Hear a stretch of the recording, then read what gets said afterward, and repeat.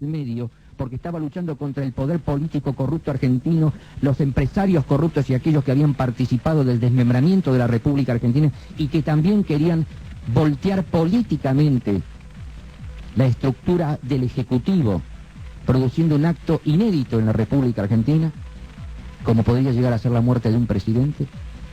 Me tenían que destruir. ¿Saben cómo terminó? El 13 de julio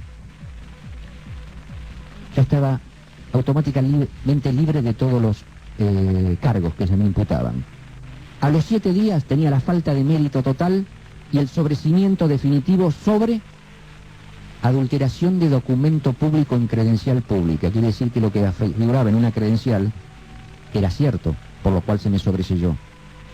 Y 20 días después, el sobrecimiento general sobre mi persona sin prejuicio de mi buen nombre y honor, expedido por la excelentísima Cámara de Apelaciones en lo Criminal y Correccional de la Capital Federal. Se ratificaba que yo era una persona de bien. ¿Pero dónde se apoyan estas versiones a futuro? En que 25 días después de haber obtenido un sobrecimiento definitivo sobre mi persona, de una causa armada por Francisco Miguel Trovato y su secretario, el doctor Quiñones, motivo por el cual esta causa pasó automáticamente a otro juzgado que era la del doctor Quiroga, que fue el que actuó decentemente sobre esta causa, se me hizo una operativa de prensa donde se decía que un falso coronel de las Naciones Unidas estaba detenido en una cárcel de seguridad porque había estafado a 40 personas y le había sacado 400 o 500 mil dólares. Señores, nunca existió la estafa, nunca aparecieron los 40, 25, 30 damnificados, nunca hubo 400 mil dólares. Evidentemente, se me quería eliminar civil y moralmente para que yo no pudiera seguir haciendo las investigaciones que, gracias a mi credibilidad y a mi experiencia y mi currículum profesional, determinados organismos me habían requerido para que yo ayudara a mi país. Es el precio que como ciudadano común tuve que pagar.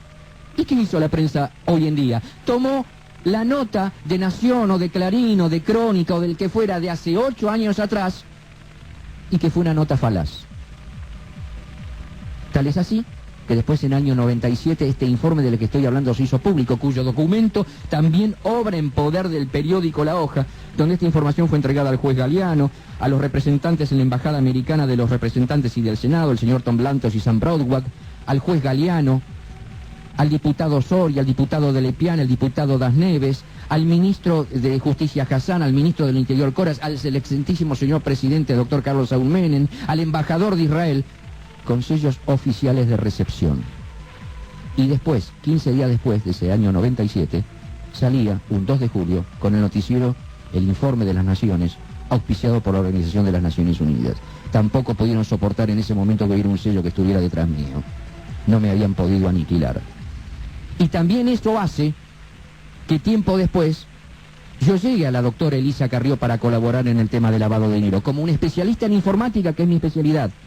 Y pido perdón si soy un especialista, uno de los más reconocidos internacionalmente, en lo que es inteligencia informática. Perdón si tuve la culpa de formarme no solo acá, sino en el exterior, y tener esta profesión. Pero siempre la coloqué a favor de mi país. Y la doctora Carrió, aparte, lo certifica que yo nunca cobré un peso de nada por la tarea que tuve que hacer. Lo hice como buen ciudadano argentino. Si se equivoca la doctora Carrió o las que escriben el libro de la doctora Carrió que apareció en el diario La Nación, cuando dice que ellos sabían que había un hito. No, mentira.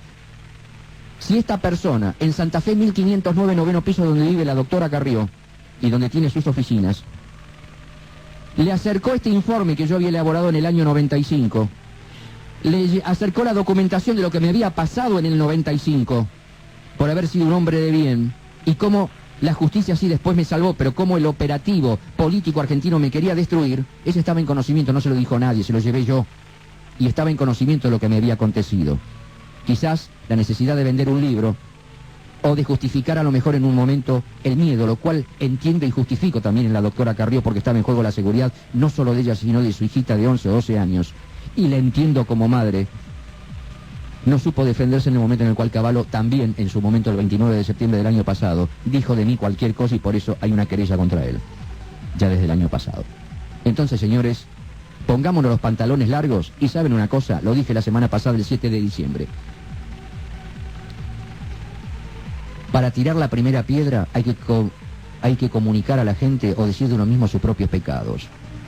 Yo no soy estafador, yo no soy un mitómano. Y otro detalle de aclaración. Les voy a dar un dato simple de lo que yo decía en el año 95 en ese informe, para que ustedes se den cuenta por qué me trataron de mitómano.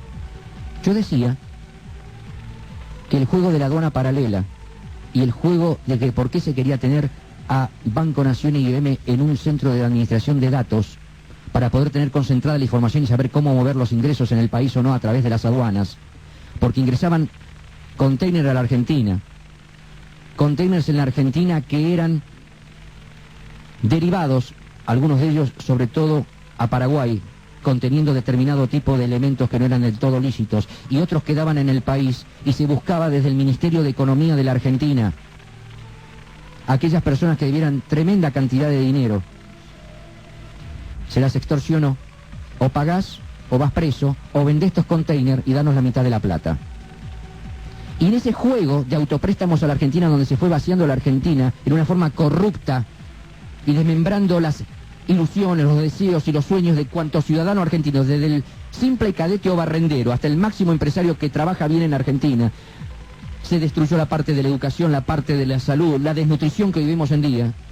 En aquel entonces, en el 95, decía que el doctor Felipe Domingo Cavallo, en conjunto con los hermanos José y Carlos Roma, a través del Banco General de Negocios, y actuando David Mulford como coordinador, siendo aparte miembro del directorio del Banco General de Negocios, y él conformante en ese entonces todavía no Credit Suisse First Boston, que es actual, en aquel entonces el First National Bank of Boston como más conocido principal de aquel momento, estaban ese dinero que provenía del dinero de la venta de los containers,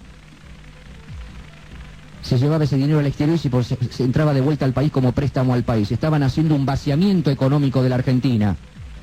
Ahora resulta que yo era un delirado, un mitómano, un fabulador. Y resulta que el 30 de diciembre la doctora Servini de Curia lo mete preso a Ron por todo lo que estoy diciendo. ¿Qué tenía, la bola de cristal en el 95? ¿O era un adivino? No, señores, yo lo dije desde el 95. Entonces por eso soy mitómano. Por eso se me dice que soy un denunciante crónico. Sí, por supuesto, no crónico, denunciante, porque es mi funcionabilidad cuando a mí un organismo me lleva adelante. ¿Por qué? Porque hoy la Argentina no está aislada del mundo. No es un país aislado, tirado a un costado, aunque tenga problemas en este momento para responder con sus compromisos internacionales, y que seguramente va a responder, y con muy buena seriedad por parte de la Cancillería argentina, que va a negociar con dignidad y no poniéndose de rodillas. Hoy la Argentina tiene la posibilidad de ser. Y todo acto que vaya en contra de mi país, yo voy a accionar con la documentación en mano, no con el libelo, como me están haciendo a mí, no con el falso pescado podrido. Fíjense también, como decía anteriormente, que en un momento también el año pasado dijeron que las cuentas de Menem eran falsas, hasta que al final un juez o un fiscal, y el otro día el doctor Galeano ha tenido la posibilidad de acceder a la información del bendito testigo C en Alemania, donde ahora ya no se habla de 10 millones de dólares, se habla de 100 millones de dólares, y donde el señor Ramón Hernández tiene un movimiento de 10 millones. Dígame cómo un secretario privado llegó a tener eso. No soy yo quien lo juzga. Solo digo que fui la llave de apertura del mundo para que la Argentina esté cada día un poco mejor, y por fin, y lo hice en silencio, yo no era público, nunca dije esto a nivel radiofónico, nunca me presenté en la televisión en un programa periodístico, porque también esta es una crítica a la doctora Carrió. Siempre le dije que tenía que manejar todo dentro del marco de la justicia y que fuera la justicia la que investigara cada acto. Sin embargo, se actuó a través de la prensa, a través de Clarín, no porque Clarín haya hecho mal las cosas, sino la mayoría de los diarios. Y también quiero rescatar en esto la tarea que hizo en su momento, al cual le tengo el máximo de los respetos, el periodista Daniel Santoro y el periodista Gasparini, que realizaron tremendo y excelente trabajo en Suiza para la investigación de estos temas. Y acuérdense también, si volvemos diarios atrás y pedimos los recortes anteriores por internet o directamente desde los archivos del diario Clarín, cuando se decía que la información referida a la Suiza venía desde Francia. ¿Quién abrió la puerta de Francia? ¿Y quién asistió a la doctora Elisa Carrió para que pudiera ser atendida por el gobierno suizo?